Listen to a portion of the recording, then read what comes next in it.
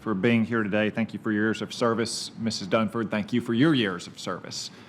General Dunford, you said earlier that you believe Russia is the gravest threat that the United States faces. I take it that's because, in large part, Russia is the only country with a nuclear capability to destroy the United States and our way of life? That is one of the reasons, Senator, and of course that's combined with their recent behavior. Given that Russia, according to the administration, is currently in ongoing violation of the Intermediate Nuclear Forces Treaty, do you believe the United States should consider withdrawing from that treaty? Senator, I'd like to take that for the record. Okay. We would like to hear a response to that for the record, because as it currently stands, it's Russia and the United States are the only parties to the treaty, and Russia is violating it. Means that the United States is the only country in the world prohibited from developing missiles with a range of 500 to 5,000 kilometers. The President currently has a proposal to pre-position some equipment in our eastern NATO allies countries as a response not just to the capability that Russia has, but also the intention they've displayed to put stresses on our alliance. I find that proposal somewhat underwhelming, although a step in the right direction. Are there barriers to stationing troops in those countries up to the battalion or even brigade level? Senator, I think that proposal is part of a wide range of activities. One is to have infrastructure that we can support deployments.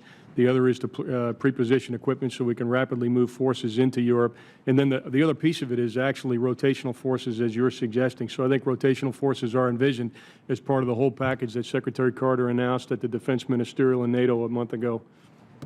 Thank you. I'd like to move now to Iran. As far as I know, there's still not been an announced nuclear agreement with Iran, but under any such agreement, Iran will probably get a signing bonus of billions and billions of dollars. How do you expect Iran will use that signing bonus? Well, Senator, again, from the outside looking in, there's two challenges they have. One is their economy internally and the disaffection of the Iranian people as a result of that economy. And the other is that they use resources that they have available to support their malign activity across the region. So you believe that at least part of that money can go to terrorist organizations they support, like Hezbollah, as well as to destabilize governments in the Middle East, like support for the Houthis in Yemen or Shiite militias in Iraq? Senator, I think it's reasonable to assume that. Does the United States have the military capability to destroy Iran's nuclear program? My understanding is that we do, Senator. When you've served in Iraq and Afghanistan, do you know how many soldiers, Marines underneath your command were killed by Iranian activities? Senator, I know the total number of soldiers, sailors, airmen, and Marines that were killed by Iranian activities, and the number has been recently quoted as about 500. We weren't always able to attribute the casualties that we had to Iranian activity, although many times we suspected it was Iranian activity, even though we didn't necessarily have the forensics to support that. So, yeah, about 500 confirmed, but many more suspected killed in action and even more wounded in action. You have a reputation for being particularly thoughtful when you deal with the families of fallen service members. What would you say to family members of a soldier, sailor, airman, or Marine that was killed by Iranian activity if we make a nuclear agreement with Iran before they've changed their behavior in the region? Well, Senator, what I would say is that my expectation is that regardless of there being an agreement or not, Iran will continue to be a malign force and influence across the region, and that if confirmed as the chairman, I'll make sure that our leadership has a full range of military options to deal with Iranian activity. It's been reported that your nickname is Fightin' Joe. Is that correct? Senator, actually, it's not one I use. But it's one that's been given to you, correct? Senator, perhaps by my wife. Do you care to tell us the origin of that nickname given to you that you choose not to use? Senator, I'd prefer to talk about that in private, if you don't mind.